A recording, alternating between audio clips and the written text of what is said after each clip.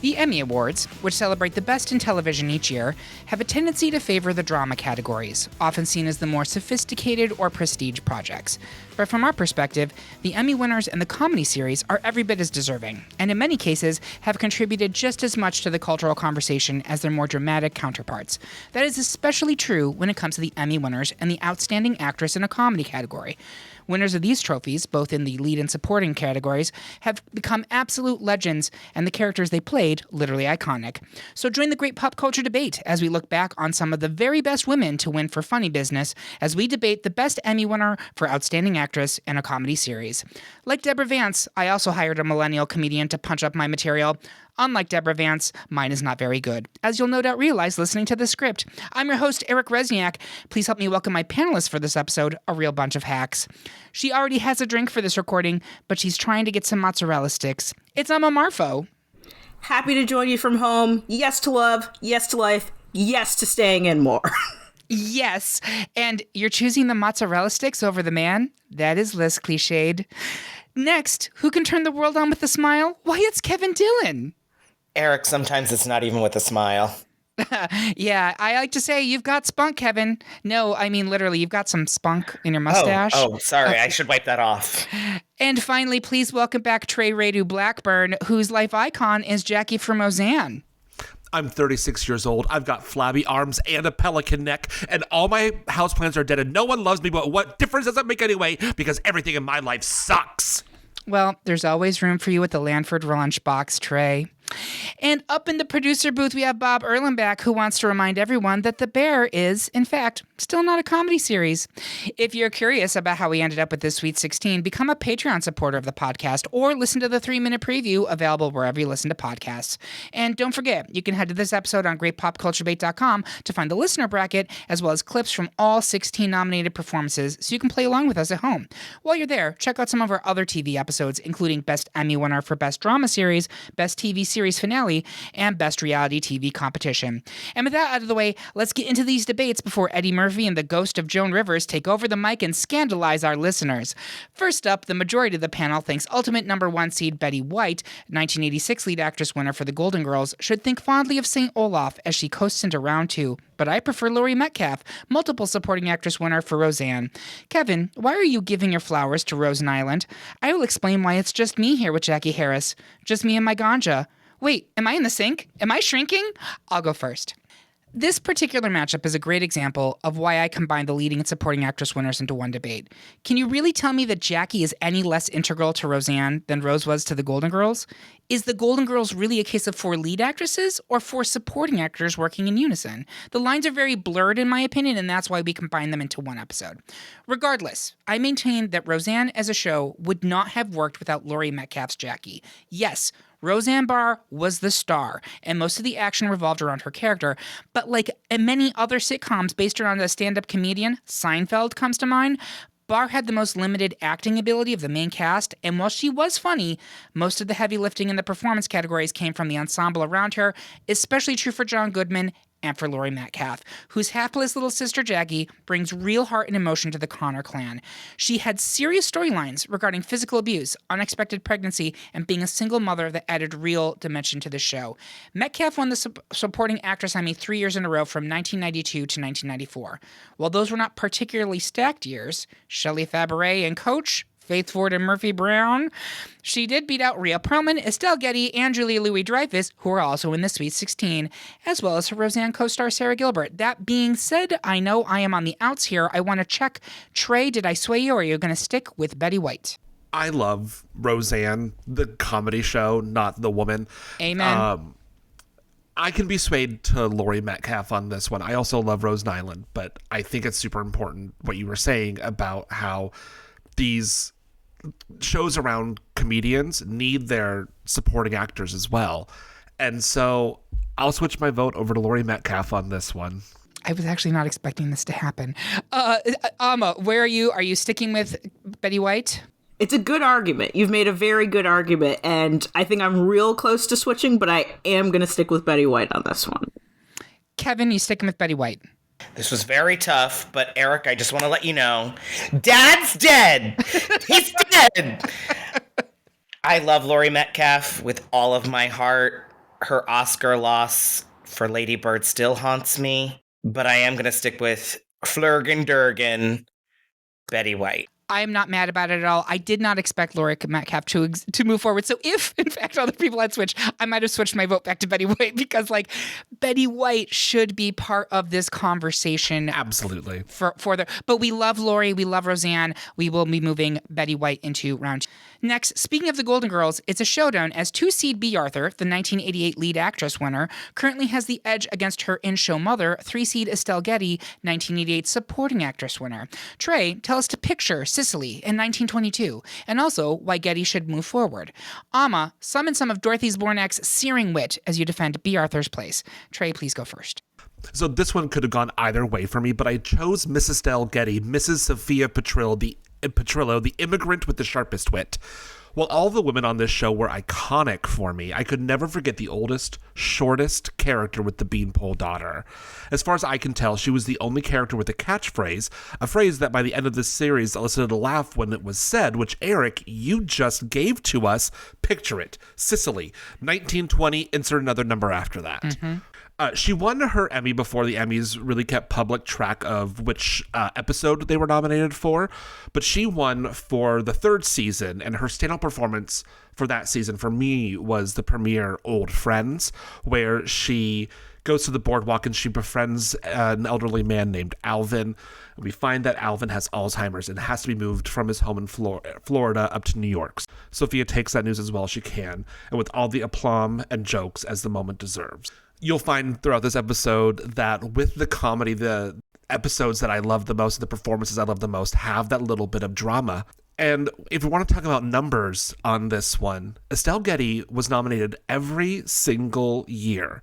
She was the only one, as far as I could tell, that was a supporting actress. The other 3 women were all lead actresses. B. Arthur was only nominated 4 times, as opposed to Estelle Getty's 7. So if we want to talk about numbers, we can push Miss Estelle Getty over B. Arthur. Good arguments. And I wanted to point out one thing, that if you have not listened to our Best Golden Girls episode, which we did several seasons ago, please go do it. We talk about Old Friends. We talk about many of the other ones.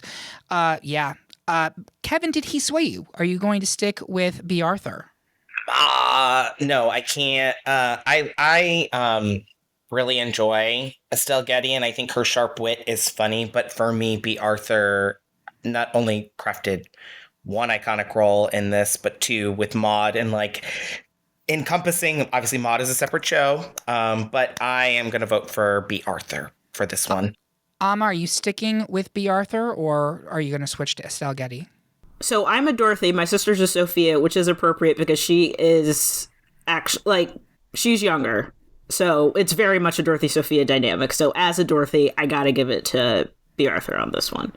I am also a Dorothy, unfortunately, Trey. Listen, I enjoy Stop or My Mom Will Shoot because of Estelle Getty. Like, she is a legend, right? But it's up against B. Arthur, and she did not seduce a sand person on the Star Wars Holiday Special for the level of discredit of being knocked out in round 1. I'm sorry. No, I get it. You were all taken with her dance with Steve Urkel. It's absolutely fine. Right and correct. So we will be moving B. Arthur into round 2. Next, the panel made the unanimous decision to move forward 1-seed Julia Louis-Dreyfus, 6-time lead actress winner for HBO's Veep, which meant it was closing time for 4-seed Rhea Perlman's Carla, 4-time supporting actress winner for Cheers. Does anyone want to raise a glass and say a few words in honor of Rhea Perlman? I didn't realize she won 4 times, which is actually pretty impressive. I didn't ask my panelists if they wanted to chime in here, but Amma, do you have any thoughts on Rhea Perlman? I do. Cheers is a show that I revisited relatively recently. I watched it sporadically when I was younger, and then have watched it in full within the past 2 years.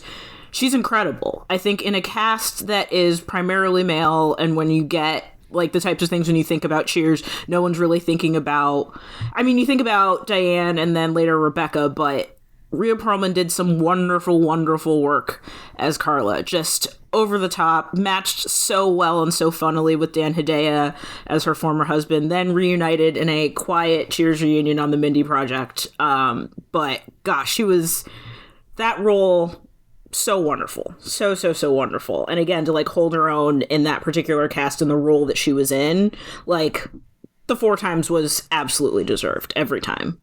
And I do love that Rhea Perlman's kind of getting her flowers again now in the 2020s from her role in Barbie, which I thought was so beautiful and a wonderful kind of grace note on her career. But we will be moving Julie Louis-Dreyfus and Veep forward. Next, the panel is evenly split between 3-seed Jean Smart, 3-time lead actress for Hacks, and 2-seed Megan Mullally, 2-time supporting actress winner for Will and Grace. Trey, stand up to the rest of the panel and tell us why we should advance Deborah Vance. Kevin, tell us why Karen Walker was the straw that stirred the drink, or hell, just the drink itself, on Will and Grace. Kevin, please go first. Well, I live and breathe. It's Karen Walker.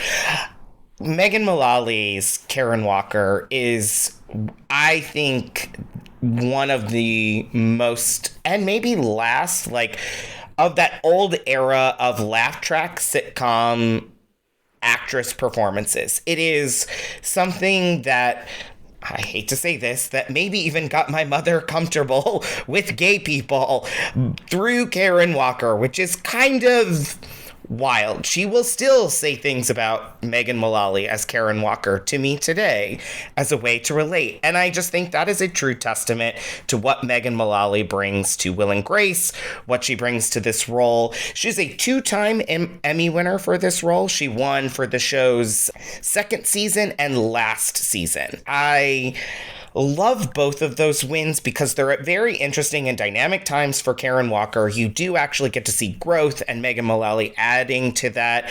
I'll never forget her singing at the piano with Sean Hayes singing Unforgettable, which was one of her Emmy submission moments in that episode. But she has so many iconic moments. I think one of my favorites of hers is Grace is wearing this ruffled white shirt, and she's like, honey, am I high, or did I just take a whole can of whipped cream and go and sprays the whipped cream all over Grace's shirt. This is a tough one, though, and I do understand why, if we move Deborah Vance forward, Jean Smart, I totally get it. Thank you. Trey, talk to us about Jean Smart as Deborah Vance in Hacks. As I said earlier, I like my comedy with a side of seriousness. And Jean Smart is truly that actress when it comes to bringing us the comedy with the side of serious. And Hacks is such a perfect vehicle for her. And if you're not watching Hacks, please finish this episode of GPCD and then go watch all 3 seasons on HBO. It's a series about women in comedy dealing with the generational divide, which is probably one of my favorites. Seeing this boomer with Hannah Einbinder, who could be either a millennial or a Gen Z. She says she's Gen Z in one of the episodes that Jean wins the Emmy for. It's probably one of the smartest shows on television right now, and it deserves every accolade that it's received, including our 100% win streak for Jean Smart as Deborah Vance in all 3 seasons of Hacks. The show gives big feels and big laughs, and she also gets to have a great one-night stand with 90s dreamboat Devon Sawa, and that makes her the biggest winner in my book. Who doesn't want that side part, that middle part of Devon Sawa? So jealous. So jealous. Amen. Truly. Great job. Amma, where are you on this one? Is it going to be Jean Smart or is it going to be Megan Mullally? So I love Hacks, and as a woman who is a comedian, anytime there's a female comedian on TV, I get asked to watch it. I got burned with Mrs. Maisel because, oh boy, was that not for me. So then when folks were like, oh, you have to watch Hacks, I was like, but do I have to? I do. She's incredible in it, and I love so much about what that role is. But I do think when we're talking about Karen Walker and Megan Mullally, that is a transformative role in a way that is so, it's far more rare now. Like the type of person that she had to become to do it. And when you realize what else is in Megan Mullally's toolbox, it's not to say that Jean Smart does not have that. She absolutely does. But there's something about the way that we were kind of introduced to Megan Mullally and like what we got. And then we kind of got more and more of her over time.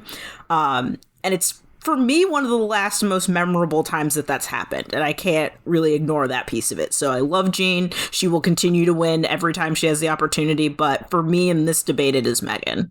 Boy, that's such a great point about it is a transformative performance for Mullally in a way that we don't get. Listen, Jean Smart is a legend. She's been a legend for 40 years now, but Megan Mullally's not far behind her. So I'm going to keep my pick for Jean Smart and Hacks, but it doesn't matter because in a split vote, seeds win, and actually Megan Mullally is the higher seed. So Karen Walker and Megan Mullally will move on into round 2. Next, the panel is tied again, this time between 4-seed Tina Fey, 2008 lead actress winner for 30 Rock, and 1-seed Catherine O'Hara, 2020 lead actress winner for Schitt's Creek. Kevin, please tell us why you love Catherine O'Hara more than Herb Erlinger's fruit wine. I will work on my night cheese as well as my argument to move Liz Lemon forward. I'm going to go first. Tina Fey as Liz Lemon is one of the great 21st century TV comedy roles. I know that there's been a real pushback toward Faye and her brand of comedy in recent years, and there are absolutely jokes in 30 Rock that would never be allowed now, not even 20 years later. But if you look strictly at her performance as Liz Lemon, I truly think it ranks right up there with other iconic comedy performances in TV history. Yes, Faye is funny, hilariously so, which is not always the case for the lead in a comedy, where the zanier characters around them tend to do the heavy lifting. There's plenty of that going on in 30 Rock, but Liz has layers. She's relatable, she's flawed, but she acknowledges her flaws, she's hopeful, she's vindictive, she's a bitch, she's a lover, she's a child, she's a mother. She was nominated for the Emmy 6 times, winning only once. Catherine O'Hara was nominated only twice, I believe, and this is a personal taste issue, but I simply just have never gotten the obsession with Schitt's Creek. I'm sorry, I tried. I watched a good season plus of that show, and O'Hara is without question the highlight of it, but she never made me laugh so hard that I cried and I peed myself, aka Lizzing, like Tina Fey does in 30 Rock. With that being said, I'm going to pass it over to Kevin to talk to us about Catherine O'Hara. And I'm going to be honest that I'm swayable in this debate because this one is tough. With that said, I will talk about Catherine O'Hara, and I will fold in the cheese, Eric. I will. You just fold it in. You fold it. You just do it. I think what I do really enjoy about Catherine O'Hara over the years is I was turned on to Schitt's Creek by a friend and a podcaster who's joined us on our one of our best film podcasts, Joey Moser. Told me to watch Schitt's Creek when it's in its early days when it was just on Pop TV. He was like, you will love this like sweet brand of Canadian weird humor with Eugene Levy and Catherine O'Hara. It's just a great show. And in the beginning, the show was a little bit darker, a little bit more wry in its humor. And I think I will say this, I think I enjoy the front-loaded side of the show a little bit more, where Moira has those moments of darkness in her humor, almost like a Jessica Walter, who should be on this bracket but never won. But her moment when she's doing the Crow movie and she's like on the post and just like cawing, and what eventually does happen, what softens her as she coaches Stevie to do her cabaret number as Sally and watches her son be serenaded to Simply the Best. There's this balance, and I understand why other folks gravitate towards her and eventually do, because there is a softness that eventually comes in to her role that is just very lovely and sweet and very of its time too, and something we needed. But again, I am swayable on this. Trey, I'm going to go to you. Is it going to be Tina Fey or is it going to be Catherine O'Hara? You know, I was also swayable at the beginning of this, but then I thought about something that Amma said in the last debate for Megan versus Jean, and Megan transformed in her role in Will and Grace. I really think Catherine O'Hara really transforms in her role in Schitt's Creek. That role is like nothing else that she's done. Kevin's mom in Home Alone, Beetlejuice even. So I'm going to stick with Catherine O'Hara on this one because she doesn't look like herself in the best way. Okay, that's a fair point. Amma, is it Tina Fey or is it Catherine O'Hara? So despite the fact that this debate has been advanced by an argument that I made, that for me does not apply in this particular argument. Here's what I will say, and it's going to go back to a point that Kevin made, is that I very much like and appreciate the performances on the front half of Schitt's Creek considerably more than the back, to the point that when they were sweeping at the 2020 Emmys, I was like, this actually feels like a bit much. And by comparison, I think that even though 30 Rock as a show vacillates pretty wildly in quality over the course of its seasons, Liz as a character, there's like a more steady, I'll just say like a more steady transformation. And then when I think about what that show overall did for comedy. I think both 30 Rock and Schitt's Creek were really significant for the sitcom form, but 30 Rock just has a slight edge there. So I'm going to give it to Tina Fey. Okay, so we have a split, and believe it or not, yes. I'm gonna switch. Oh, you're gonna switch. Oh, sorry, Trey. Sorry. I'm gonna switch. I haven't won a thing yet. I have seen Catherine O'Hara do this type of performance since Schitt's Creek many times, and so, and Tina Fey's trying to do some accents in Haunting in Venice, but there's no other better person than Liz Lemon, so I'm going with Tina Fey. All right, we're going to move Tina Fey into round 2. Next, the majority of the panel wants to move forward 3-seed Jean Stapleton, 3-time lead actress winner for All in the Family. But I prefer to have a ball with 2-seed Lucille Ball, 2-time lead actress winner for The Lucy Show. Amma, be prepared to keep Edith Bunker all in this brackets family. But I have some splaining to do regarding Lucy, and I literally do need to do some explaining. We need to clarify, Ball made the bracket not for her iconic role as Lucy Arnaz in the 1950s I Love Lucy, for which she won the Emmy twice, but instead for her role as Lucy Carmichael in the 1960s Lucy Show, when she won the Emmys for the final 2 seasons. The Lucy Show is a fascinating series in that it almost never should have happened. Ball only did it to save her flagging production studio, Desilu, which is a fascinating story, by the way. You should really look into it. I will just say this briefly, like Lucille Ball has had a way bigger impact on all of Hollywood, not just TV and comedy, than you would know if you haven't looked into it. She is literally a pioneer. But anyway, Desilu was in serious financial trouble, and this show was only supposed to run for 1 season as a way to get CBS to invest in other Desilu productions. But the show proved successful, focusing on a widowed housewife raising her children, dating, and getting into hijinks via her substantial trust fund. Relatable content. Halfway through the show's run, the premise shifted significantly when the leads moved to LA, which allowed Lucy's character to interact with various celebrities who made cameos. My suspicion is that the folks who took our poll may have assumed that they were voting for Ball in I Love Lucy, but it didn't make our top 16. So we have to consider her performance in The Lucy Show. Any Lucille Ball is great television, period. But the work in this show is not at the same level of the incandescent genius that she brought on I Love Lucy. However, is this a case where we still acknowledge a lifetime achievement? I'm going to leave that up to my panel. Kevin, are you going to stick with Jean Stapleton, or are you going to switch to Lucille Ball? Listen, they don't call me Mr. Moody for nothing. No, I love The Lucy Show, and I did think it was very funny. Funnier than it gets credit for, but I am sticking with our good friend from All in the Family. Amma, are you sticking with Jean Stapleton, or are you switching to Lucille Ball? The Emmys do have a tendency to kind of correct for prior misses at sometimes, and I do think that The Lucy Show getting nominated, and it's like exactly like our voters thought. It's like, was it actually for I Love Lucy? But when it comes to Jean Stapleton, to Trey's point about having the quality of comedy existing alongside things that are more emotional or more dramatic, Jean Stapleton was gorgeous at that. And going up against this particular iteration of Lucy, I gotta give it to Jean. Trey. I'm just going to co-sign what everybody else said and stick with Jean Stapleton on this one.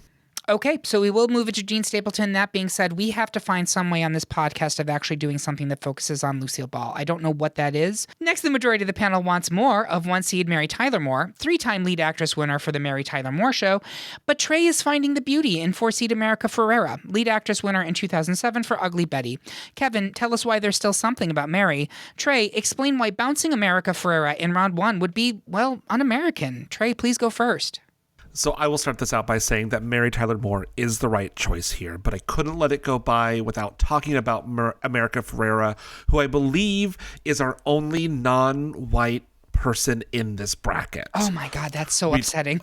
We've already talked a lot about how the Emmy's so white and how it's a tragedy that there are not more actresses of color that are on this list. So I wanted to give America Ferrera her space for Ugly Betty. And even nominated, let's say that. Not just winning, but nominated. It's astonishing. Yeah. Not surprising, but still very astonishing. I'll also fully admit that I did not watch Ugly Betty when it was on from 2006 to 2010. I was in college and I didn't have much time to watch a sitcom.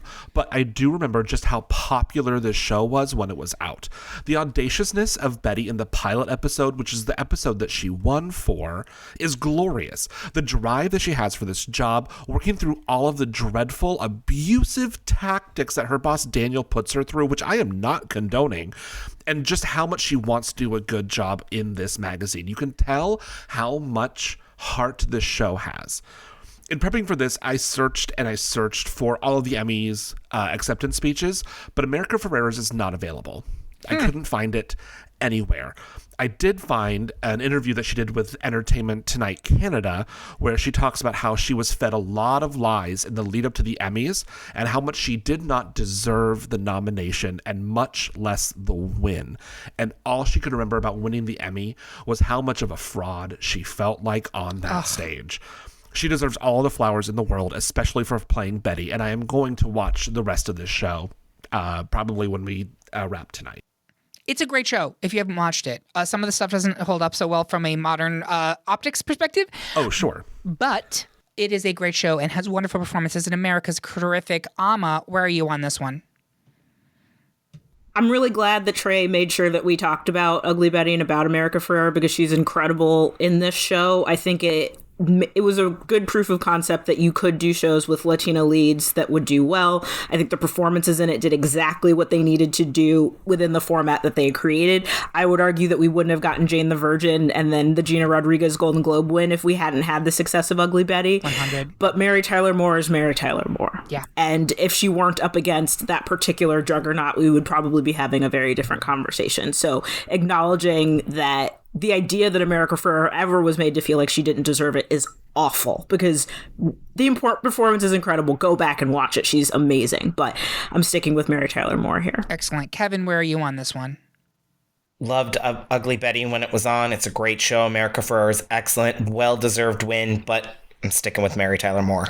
Yeah, and I would go on to say, and I'm sure Kevin agrees with this, possibly others on this panel, Superstore also should have gotten some nominations for America Ferrera she's as well. so great in Absolutely. Superstore. Wonderful. Yeah. So thank you. We will be moving Mary Tyler Moore into round 2. Finally, in round 1, it's one more unanimous decision by the panel, and you're not experiencing deja vu. It is again for Julia Louis-Dreyfus. This time a 3-seed for her Best Supporting Actress win in 1996 for Seinfeld. That meant that 2-seed Rue McClanahan, 1987 lead actress winner for The Golden Girls, was rejected. God, I wish I was dead. And that's the end of round 1. We're going to take a quick break and ask Sofia Vergara to stand seductively on a pedestal while you listen to these ads. Totally appropriate. We'll be right back after these messages. Is Captain Picard objectively the best Star Trek captain? Did The Sopranos really need that ending? These are the questions that keep us up at night. Welcome to the Great Pop Culture Debate, where passion meets pedantry. We dissect, we digress, and occasionally we devolve into glorious geeky chaos. But we can't do it without you. Support the Great Pop Culture Debate on Patreon and unlock a treasure trove of bonus content, early access to episodes, exclusive bonus debates, and the chance to finally weigh in on that great die-hard Christmas movie debate. Is it? Is it? Join the conversation. Support the Great Pop Culture Debate on Patreon, because some debates, well, they just need to happen. And we're back for round 2 of our Best Emmy Winner for Best Actress Comedy Debate. Before we get into the Elite 8, I'd like our panelists to share their social media and what else they're working on. Trey, I'm going to start with you. Where can people find you? What else are you working on? Yeah, you can find me across most platforms at TKRB3, not the number, but spelled out. That's on Blue Sky, on Instagram, TikTok, I suppose. I'm always embroidering something. I'm stabbing all that fabric. I've also just started a Lost cast with my friend from college, Natasha. So go find her podcast, Talking with Tasha, and Trey once a month. Do we discuss Lost over the longest period of time because we're only doing one episode a month. And by Lost, he means the actual TV show Lost. Yes. Just to clarify. I'm sorry. Is there another Lost that we have to talk about in pop culture? I don't know. Who can say anymore? The answer is no. Lost is the be all end all of everything. It is. And tell us, what's the name of your embroidery account that people can follow? Yeah. You can also follow me at Bear Left Embroidery on Instagram and on Blue Sky. Bear like the animal, left like your hand, and embroidery like fabric stabbing. Fabulous. Thank you so much. Kevin, where can people find you, and what else are you working on? Yep, you can find me on Blue Sky at Nightwing23. And I'm just gonna say Blue Sky today. For now. It's a little thirstier there for me. I'm a little spicier, so be prepared for that if you'd like to follow. And then you can find me on our website talking about a lot of our award show content. Amo, what else are you working on? Where can people find you? I'm on Instagram and YouTube at Alma Marfo. I have a half-hour comedy special on there right now called Enjoy Your Nachos. I'm working on a new hour this year, so at some point that will be going places. And I do comedy around Boston. I travel other places. I will be in Miami in February. I'll be in New York in March. So I will turn up wherever I'm called to joke around.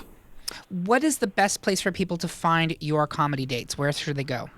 AlmaMarfo.com has a calendar of where I will be. Great. Check it out. You heard it here. Thank you very much. The best place to follow us is on Blue Sky at gpcd.bsky.social or at gpcd on Mastodon. You should also make sure to subscribe to our page on YouTube, where we're posting original video content. But what you really must do right this very minute is sign up for our weekly newsletter, new every Tuesday at noon. It tells you about everything new in pop culture that week. Sign up by finding the link on this episode at greatpopculturedebate.com or via our link tree on any of our social media accounts. Now let's move into round two before Katherine Heigl withdraws herself from consideration due to weak material.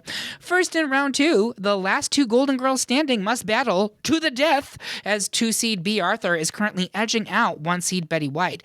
Trey, why's it gotta be White? Speak on behalf of Betty. Kevin, avoid being maudlin as you stomp for B. Arthur. Kevin, please go first. I am so glad I was on mute while you said that, Eric. That is hilarious. What an intro. This is, I think, it's a hard argument. And like these actresses who, I'm going to say this, allegedly did not like each other on set, this could be a knockdown, drag-out fight, and either one of these women is deserving. I will say I gave the edge to B. Arthur because of the episode she won her Emmy for, which is the episode in season 3 where Sophia's brother Angelo, who is allegedly a priest, comes to stay with them, and he has been lied to all these years by Sophia, saying that Stan and Dorothy never got divorced because she doesn't want him to be ashamed. So Stan comes to live with all the women, and they play house while in the B plot, Blanche and Rose are doing The Sound of Music and eventually show up dressed like nuns, and it's hilarious. But I think what makes this episode so funny is it's always great to watch B. Arthur play off against Stan, and my God, I'm blanking on the character actor's name. He is one of the funniest. Herb Edelman, thank you. And Herb Edelman is just so great, and the two of them have such great chemistry together, and you can tell why they got married, why they loved each other, but yet you can also tell why they got divorced, and those fights are hilarious. A stomp on a foot, a scream of ma, and really just them getting stuck in this house in a hurricane, having to pretend that they're married, is one of the funniest things I've seen. And at the end, there is this moment, which this goes to Trey's point of like it balancing the sweetness and the humor, is this sadness of I wish it worked. And it is really a truly beautiful, deep episode for B. Arthur, and I'm really glad she won for this episode. She was the last of the leads to win, but this was a perfect win for her, and she really was great as Dorothy. And I will leave it at that. Excellent. Trey, talk to us about Betty White. I mean, it's another Golden Girls matchup. My goodness. And this is another rough choice. And everything that Kevin just said, usually we fight about everything in the Discord. But this one, I've got to agree with him on. Like, there's just so much beautiful that you can find in Golden Girls. And I am also a Dorothy in my life. I'm acerbic, I'm tall, I have a resting bitch face, but I'm also very loving. But every Dorothy needs a Rose in her life to give her balance. The airheadedness of Betty White's Rose makes you just want to hug her and shake her and tell her that everything is going to be all right. Rose's outlook on life, all bright-eyed and optimistic, a little dumb, but smart when it counted, is truly the type of energy we also just need to bring into this new year and this life of 2025. And if we're also going to talk about numbers here, Betty White has the edge. She was nominated every single year of the series because she was just that good. I also am a Midwest boy at heart, grew up in Iowa, south of Minnesota. So, oh gosh, I've got to get it to the girl from St. Olaf. Yeah, Amma, where are you on this one? It's a tough one. So there's a point in every episode where I get pedantic about what the episode is called. And that is going to help me justify a decision here. So what we are arguing is the best Emmy winner for comedy actress. Yes? Yes. Yep. So for me, there's a case to be made for the actress that we are nominating versus the performance. And when I think about these two women who both had really indelible marks on what television looked like, what women could do on television, the edge in that case goes to Betty White. She has so many firsts on television. So like first to do like a morning show, and then the first to do like a female sitcom. There's a wonderful book by Jennifer Cation Armstrong called When Women Invented Television that interweaves these stories of 5 female television pioneers, and Betty White is one of them. So when I think about the length of her career and everything that she was able to touch, if we're picking an actress between these two, you can't not give it to Betty White here. Yeah, I gotta say, I think I'm also leaning to Betty now, and I think I was on B. I just think that we talked about the transformative element, right? And when you look at Betty's Sue Ann Niven versus Betty as Rose, the broadness between those two poles is really incredible, and she nailed them both. Did she win for Sue Ann? She did. Okay, she did. Yeah, like to have won for both of those roles justifiably. I think I give it to Betty White here. So I get it, guys. I get it. Yeah, and the DNA between Maude and Dorothy, I think, too similar. They're not even too similar, just more closely related than the range that you see from something like a Sue Ann and a Rose. So just as in life, Betty White is the last Golden Girl standing, and she will advance to the Final Four. Next, it's another unanimous victory from our panel. For 1 seed, Julia Louis-Dreyfus and Veep, meaning that 2 seed Megan Mullally from Will and Grace lost re-election in this bracket. Devil! But Kevin, you did want to speak about Veep. We haven't really talked about JLD at all. I mean, I have a monologue, Eric. It's not really a monologue. It's just a sentence or two. Is it a vagina monologue? It is not a vagina monologue, but if I'm gonna send the IRS to crawl so far up your husband's colon, he's gonna wish the only thing they find is more cancer. My God. I can't tell you how many times that clip between Julia Louis-Dreyfus and the Congresswoman from Colorado circulates on Instagram, TikTok, Twitter, every social media platform. It is the representation of the iconoclast that is Julia Louis-Dreyfus. She is A+ in Veep, and you really, there is no beating her, except when she's running for president on the TV show. There is beating her because she's a terrible human being, and she's hilarious, and that is one of the best comedic works I've ever seen on television. I guess the only thing to say is okie dokie, Annie Oakley. And we are moving Julie Louis-Dreyfus into the Final Four. Next, it's 4 seed Tina Fey from 30 Rock against 2 seed Jean Stapleton from All in the Family. Trey, tell us why you're still secure in your Stapleton bunker. Amma, tell us why there ain't no party like a Liz Lemon party, because a Liz Lemon party is mandatory. And I'm going to have Trey go first. So for me, Jean Stapleton is one of the classiest ladies in television history, and her Edith Bunker is an indelible character, and not just because of her high-pitched nasal voice and the way she would say, "Oh, Archie." Archie Bunker may have been the lead of the show, but Edith was fully the heart. She won 3 Emmys for playing Edith Bunker, and one of the most classic wins was for Edith's 50th birthday in season 8. It's a surprise for Trey, a serious episode when an intruder makes his way into the bunker home when Edith is alone, and he is going to assault her while everyone else is at Gloria's house waiting for her to celebrate her birthday. She's never over the top, but she lives so fully in that moment and in the warmth of Edith while fighting for her life and her body. Edith Bunker may be an airheaded lady from Queens, but she's one of the best characters in television history, being played by one of the best actors we had.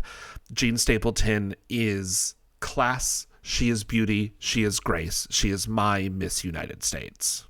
Class, beauty, grace, high-pitched voice, airhead from Queens. It's like I'm looking in a mirror. But Alma Marfo, please talk to us about Liz Lemon. This is a tough one because that's very much... This debate is essentially like very much the comedy that shaped me versus the comedy that like I want to be doing, right?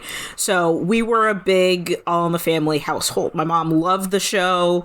My parents kind of came to the US and like really dug in there and just came to love it and see what it represented as like the changing of American society in a way that comedy really doesn't do anymore. Like being able to bring in current issues and have that kind of switch over between comedy and drama without feeling pedantic. And I say that because we do still make an effort, but it feels like heavy. There's a lack of like fidelity or verite to it.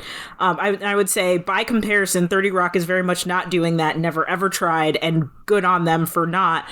But Tina Fey is such an interesting example of somebody who is de facto the straight man on that show and is still her own incredibly wild person. Like, she is the most grounded person on that ensemble and still is a mess. And everybody else is somehow even weirder than her. And that's a really interesting dynamic to be able to play into. To Kevin's point about like just the memification of things, there are so many memes we have now because of 30 Rock. So I think about What a Week, Lemon It's Wednesday. I think about Werewolf Bar Mitzvah, the song I listen to every Halloween. So many other things, and it's just in the way that All in the Family was a big part of culture at the time, 30 Rock is that now. And this may be one that I'm feeling a recency bias on, but I can't let the moment go by without acknowledging all that Tina Fey gave us in that capacity. Awesome. Thank you for doing that. Kevin, are you with Jean Stapleton or are you with Tina Fey? Yeah, Alma, that was really a really good discussion around Tina Fey that you had there. This is hard because honestly, 30 Rock has become my fall asleep show. I love watching it to go to bed. I find it so comforting. I do find levels of appreciation for Tina Fey's performance that I hadn't really seen by watching it so regularly now. And I think from a personal note, I would say Tina Fey's performance has really, really grown on me. But I'm going to go with Jean Stapleton. And it is largely because I think she pulls off that... Everyone thinks she's stupid, but she's so smart, and her stupidity and the quote-unquote things that people think she's stupid about really are what she's smartest about, and her heart is what grounds that show and makes it what it is. And without her, you really lose a lot of the flair of All in the Family, and she's just perfect in that show. She really is. Yeah, I love Liz Lemon. I definitely identify with the character. I think Tina Fey really is so good in that role, and I'm chagrined by what I see as this cultural kind of disavowalment of her. I don't get it, but whatever. Listen to our best 30 Rock episode because we really go on about how much we love it and her. But I'm going to give it to Jean Stapleton here. I just think in terms of from an Emmy-winning actress perspective, she has a really great legacy and a really great story, and I do think there's more range in that performance. So we will be moving Jean Stapleton into the Final Four. Finally, in round 2, I believe we have one more unanimous decision from our panel, which is moving forward 1 seed Mary Tyler Moore from the Mary Tyler Moore Show, which meant no soup for 3 seed Julia Louis-Dreyfus and her supporting actress win for Seinfeld. And I miss the days when we had soup Nazis and not actual Nazis. So with that, we have our Final Four. We're going to take a quick break to figure out what to do with Jimmy Kimmel, who is pretending to be passed out on stage during our big award moment. We'll be right back after these messages. Hey, pop culture squirrel friends! Are you gagging for all the tea, but missed the latest episode of your favorite show? Don't fret, darlings, because we've got you covered. Head on over to greatpopculturedebate.com for all the juicy recaps, Hanny. We're talking blow-by-blow breakdowns, shade trees full of opinions, and enough pop culture realness to fill a library. So if you want to stay in the loop, and honey, you do, then sashay over to greatpopculturedebate.com/recaps. Because if you can't love yourself, how in the hell you gonna love somebody else's recap? Can I get an amen? And we are back with the final four of our Best Emmy Winner for Outstanding Actress Comedy debate. At this point in the show, I like to take a step back and see if it shook out the way that I expected it to.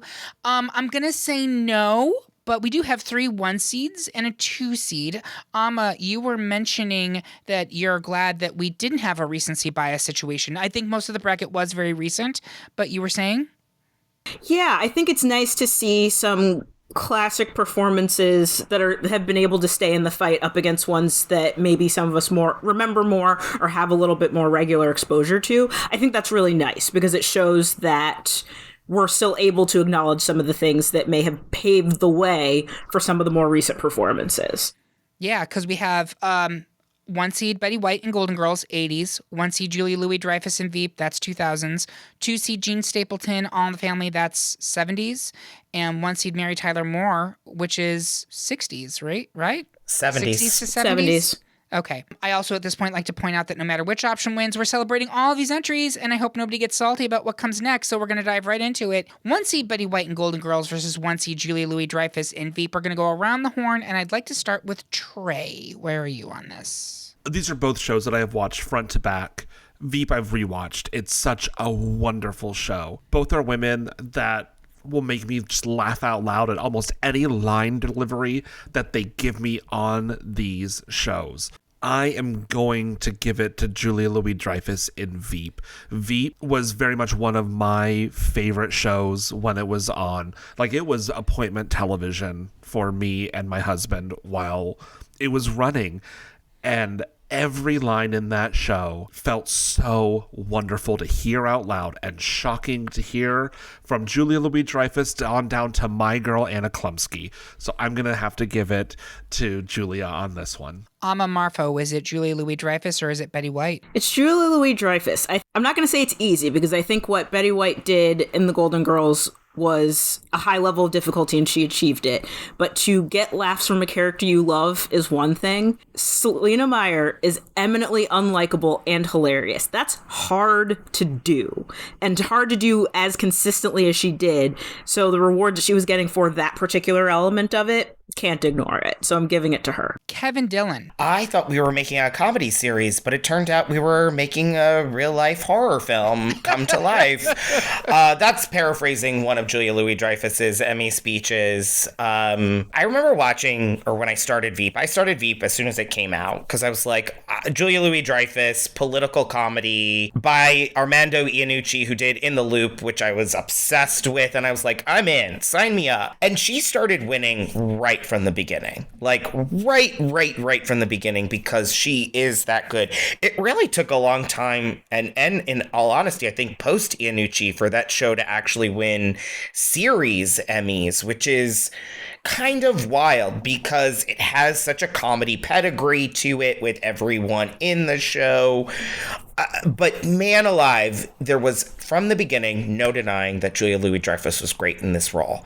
And it is a role that I think will go down in the Hall of Fames as one of the most iconic roles on television. Has to be her. It does. So I'm giving a clean sweep to Julia Louis-Dreyfus, and I will also add, has any other actress won clean sweep for every season of a show that she's been on? So far, Jean Smart's looking that way, but she hasn't completed it. Yes. Yeah, and Julia lost her last year. Oh, did she lose the final year? She lost her last year to Phoebe Waller-Bridge, I believe, if I'm not mistaken. I'm going to look this up. Check that up. I'm pretty sure she lost her last year. Let's check that. We'll go into the next debate while we're checking that. It's 2-seed Gene Stapleton, All in the Family, versus 1-seed Mary Tyler Moore, Mary Tyler Moore Show. Can I start with Amma on this one? Where are you? You can. Not to invoke Jennifer Keishan Armstrong twice, but she writes wonderful books, and you should read them. In addition to the one When Women Invented Television, she did an incredible one about the impact that Mary Tyler Moore had on television after it. So when you think about the types of things that women were allowed to do on TV as a result of Mary Tyler Moore, and when you think about the roles that it gave some of our really prominent TV writers, as well as the idea of the types of folks that could take part in TV, Mary Tyler Moore and All in the Family are both seminal in that regard, but I'm giving the slight edge to Mary Tyler Moore there. Trey, is it going to be Gene Stapleton or is it going to be Mary Tyler Moore? I am immensely swayable on this one. All in the Family was a staple in my house when it was on in reruns. Mary Tyler Moore was not. So mine is basically a nostalgia pick. Everything that Amma just said about Mary Tyler Moore and this show is correct, absolutely. But this is purely a bias pick on my end. Okay, so you're going with Gene Stapleton, just Yes. to clarify.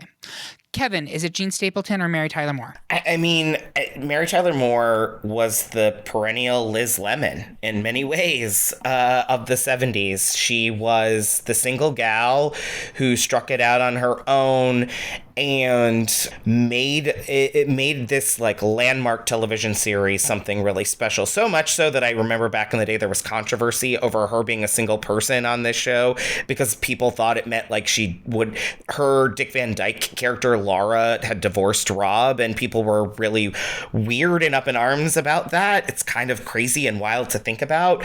I think what makes Mary Tyler Moore's wins and her performance so great is in many ways she is the dry one in that her sense of humor is not the overt laugh track kind of sense of humor where you're laughing at her. She really is. She's smart. She's witty. There's something just very endearing also about her. And there's just something so interesting about that character and the way she plays off everyone in the show. And her comedy does this.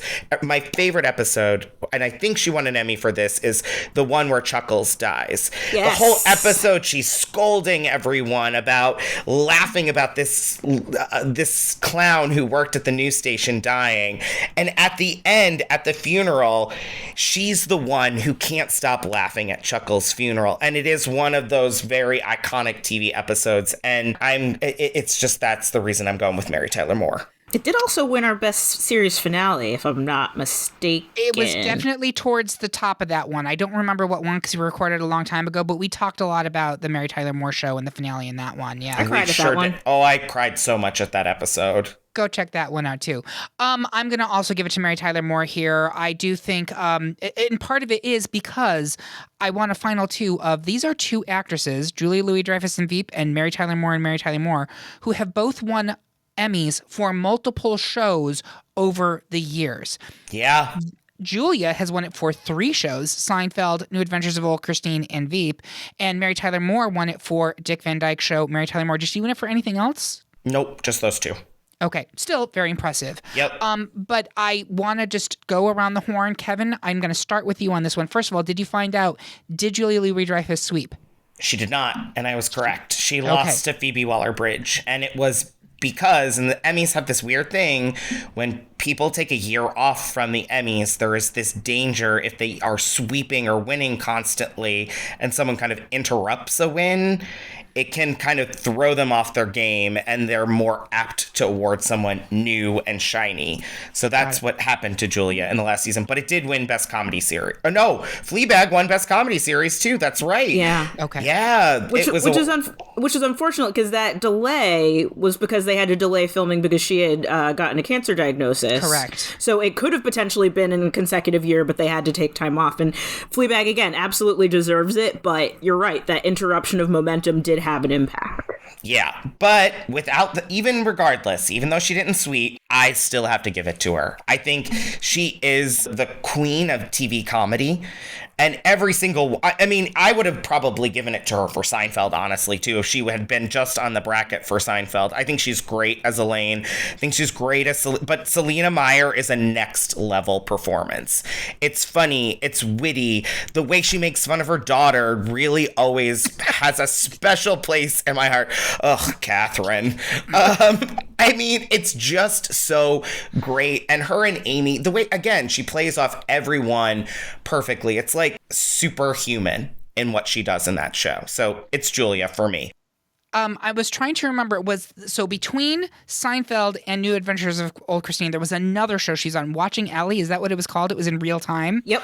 Yeah. But I feel like Julia Louis-Dreyfus basically was on TV without maybe like a 1-year gap every year from like the mid 1980s until like Veep went off the air. Am I wrong, Amma? You're pretty close. Like, I think there was slightly longer in the interruptions, but when you factor in Seinfeld, Watching Ellie, New Adventures of Old Christine, Veep, and then Saturday Night Live as well. Yeah. She's had such a long presence. Anyway, Amma, where are you going to vote on this one? Is it going to be Mary Tyler Moore? Is it going to be Julie Louis-Dreyfus? I don't think you get Julia Louis-Dreyfus without Mary Tyler Moore. I think the idea of having this woman that is kind of going about it her own way paves way for Elaine, paves way for Christine, paves way for Selena.